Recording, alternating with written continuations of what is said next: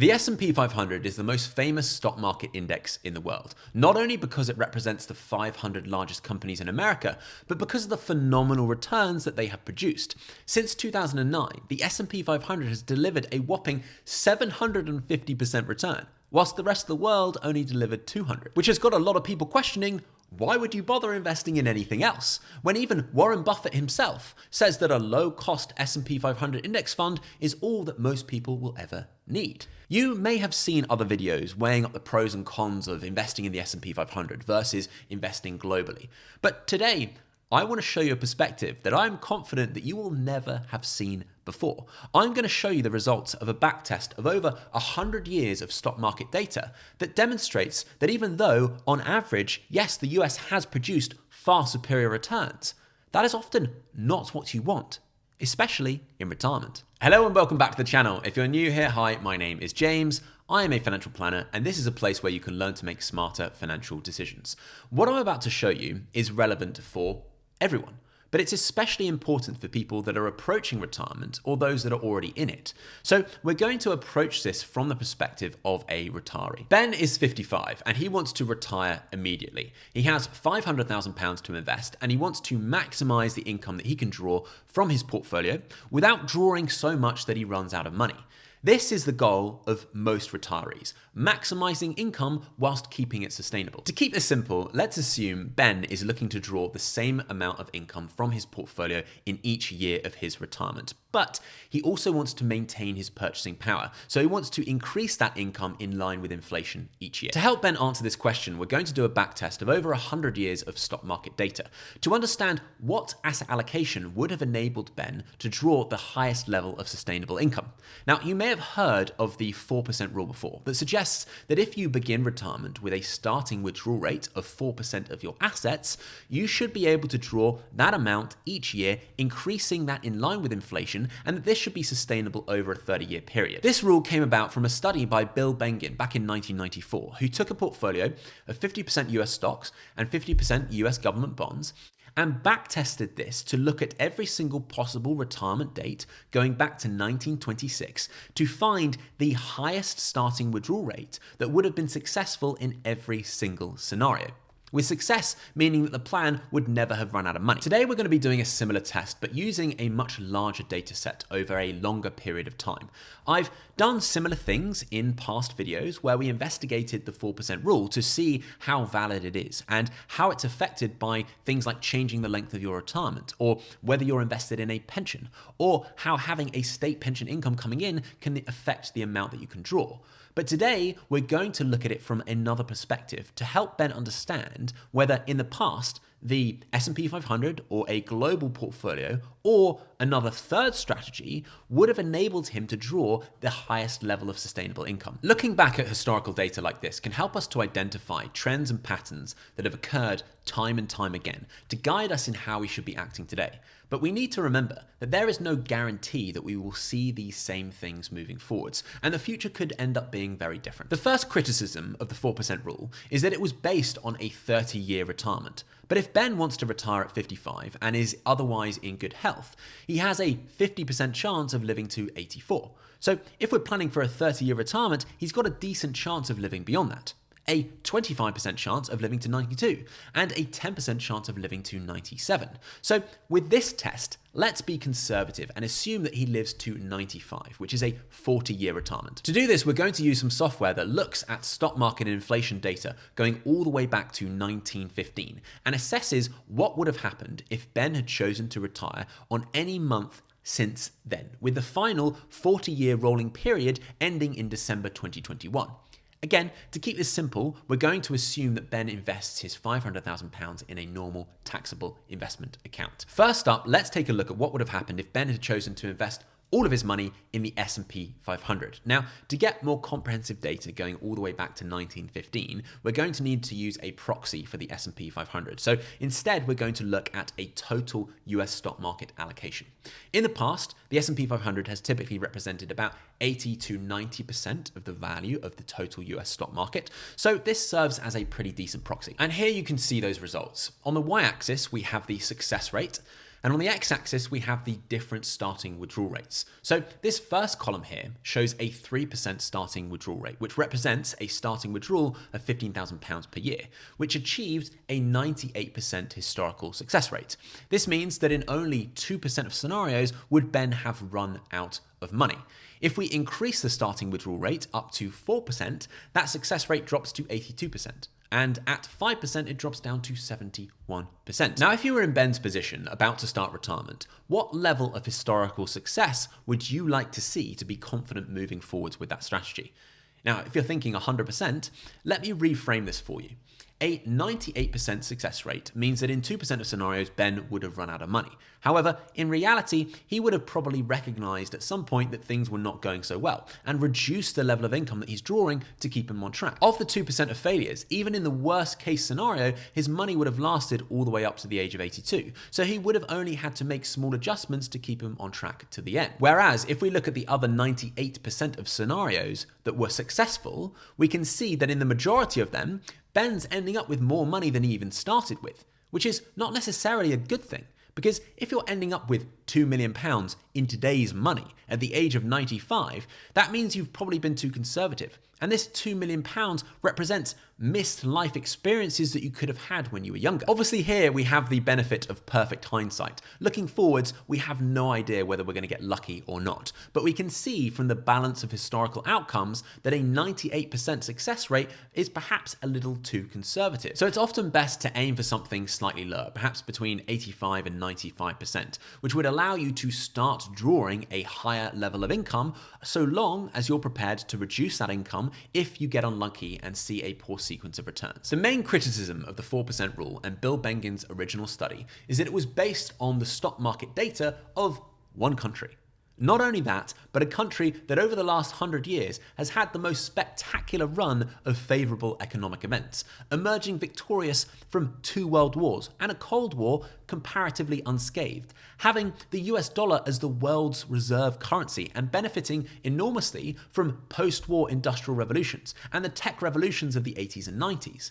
But over this time, there have been many events that could have turned on a dime and resulted in the US being in a very different position today. So despite its natural resources and human ingenuity, I don't think anyone would deny that the US has had more than its fair share of luck. So for us to base our retirement plans not on historic stock market data, but on the single best performing stock market in history, with the assumption that its spectacular run of luck will continue, it's probably not a good idea. So with that in mind, let's see how a globally diversified portfolio compares. Looking at our data set, since 1915, the US stock market has achieved an average annual return of 11.46%, whereas the global stock market has delivered a return of just 9.85%, 1.6% less per year, which adds up to a huge amount over time. So given everything that I've just said, you would expect a global portfolio to have a much higher failure rate.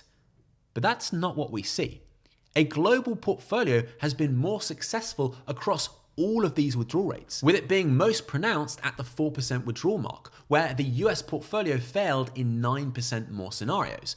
Before I explain why this is the case, we need to recognize that neither of these portfolios are likely to be suitable for Ben because they are 100% equity portfolios that are going to be very volatile from year to year. And it's highly unlikely that Ben, as a retiree, is going to have the stomach to stick with it. So instead, let's look at the results with a more moderate 60% stocks, 40% bonds portfolio. And again, at this level, a globally diversified portfolio continues to have higher success rates. To put this into context, at the 3.5% starting withdrawal rate, the global portfolio was successful in 15% more scenarios. And to bring the US portfolio up to the same level of success, Ben would have needed to start retirement with £55,000 more in his portfolio. So why is this happening? Imagine we have two hypothetical portfolios, and I told you that over the last 32 years, Portfolio A has delivered a 6.3% return, whilst Portfolio B has delivered a 7.3% return. Which would you have rather invested in? Portfolio B, of course. But if I show you the actual performance, we can see that even though Portfolio B has produced a higher return, it has been quite volatile, whereas Portfolio A has delivered a fairly consistent return. Looking at this, which would you prefer? If you're still thinking B, would you change your decision if you were about to retire right at the start of this period? If we assume we have £500,000 invested in each of these portfolios and start to withdraw £30,000 per year, which is equivalent to a 6% starting withdrawal rate, we find that portfolio A is still growing, as we would expect, because the rate of withdrawal is slightly less than the consistent return that it's delivering. But with portfolio B, we're running out of money by the end of the period. This is because portfolio B experienced a number of years of poor performance right at the start, meaning that as the balance of the portfolio falls, the 30% withdrawals make up a larger and larger percentage of the portfolio, to the point where it becomes unsustainable. So that even when the good performance does show up, it can't be saved. This is the thing. If something offers you a 6% return every year, you know that you can draw down 6% every year and you'll still have your principal left at the end. But if something offers you an average return of 7% per year, but in some years it'll be up 20% and other years down 20%, you have no idea what you'll be able to draw from that sustainably. You may get unlucky, like we've seen here, and see a poor sequence of returns at the start. Or you may get lucky. Like if we started this withdrawal 5 years later, you would have ended up with far more money than you'd ever need. Even though the average return may be high, the more volatile an investment is, the larger the range of potential outcomes it can produce, which makes it very difficult for us to plan for retirement. Not only because there are likely to be more downside scenarios, but because we cannot be as confident in how much income we can draw sustainably. This is exactly what we see in our data. Yes, the US has produced higher returns on average, but it's also delivered a much wider range of outcomes. In some periods, the US has experienced exceptional returns, which would have left Ben with more money than he'd ever need. But there's also a lot more periods of exceptionally poor returns, which result in failures. If you're retired or about to retire, this US portfolio should be much less attractive because not only are there more downside scenarios, which is the thing that you care about the most, but even if you do get lucky, you won't know that until you're maybe 10 or 15 years into retirement. And up until that point, you'll need to draw a much lower level of income to be confident of not running out of money. What you should prefer is a portfolio that not only has less downside, but also delivers a narrower range of potential outcomes, which enables us to be more confident drawing higher incomes during those initial years of retirement, which is when you want to be spending the most. Over the last 100 years, there have been periods where the US stock market has outperformed, which you can see in dark blue. And then there's been periods where the rest of the world has outperformed, which you can see in light blue. The last 13 years have been a really good run for the US, but that's not unusual. We've seen this happen many times in the past, and it's often followed by a period of underperformance. This is a closer look at the last 50 years of data, which helps us to see those cycles more clearly. It's very hard to guess in advance which is going to outperform, and the risks of getting it wrong are high. So instead of making any bets, we can diversify and use a global portfolio that invests in both. And I hope that this visual helps you to understand how this could help to reduce the volatility of the overall portfolio. Because when one part of the portfolio is performing poorly, the other part may be moving in the other direction, or at least not performing quite as badly. This is the holy grail of investing, to try and reduce volatility without sacrificing the return, because it can help us to reduce the array of potential outcomes and increase our chances of success in retirement. And it's not just about diversifying between countries. There's a lot more that we can do here. As an example, between January 2000 and December 2009, the S&P 500 had a lost decade, with an annualized return of minus 0.9%. But during that time, smaller companies with low valuations, also known as small cap value stocks, produced an annualized return of 12.3%. Since then, this corner of the market has gone on to underperform slightly, but over the long run, small cap value stocks have actually outperformed the S&P 500. Again, we have no idea when each of these subsets of the market is going to start outperforming, but by building a portfolio that invests across all of them and tilts towards these diversifying factors, we can try to not only reduce volatility, but also to increase returns. As an example, if I perform the same backtest using the asset allocations that we use in our clients' portfolios, we see dramatically higher success rates than with either the US-centric portfolio or with just vanilla global diversification. And again, we see a similar result at the 60% equity level too. To put this into context, at a 4% withdrawal rate, to achieve the same level of success, with a global portfolio, Ben would need to have started with £570,000 and £610,000 with a US portfolio. Or to put it another way, this more diversified portfolio would have enabled Ben to draw a 22% higher income and still have achieved the same levels of success as with the US portfolio. That is a hell of a lot. As I have said before, we need to remember that this is based on what has happened in the past. What happens in the future could be very different. But at the same time, it would be silly of us to ignore the hundreds of years of stock market data that we have that shows these trends and patterns happening time and time again. If you want to learn more about how we use diversification to try and increase our clients' chances of success in retirement, you should watch this video here where I talk you through it and help you to understand if this is something that you should be doing too. I'll also leave a link to it down in the description. See you soon.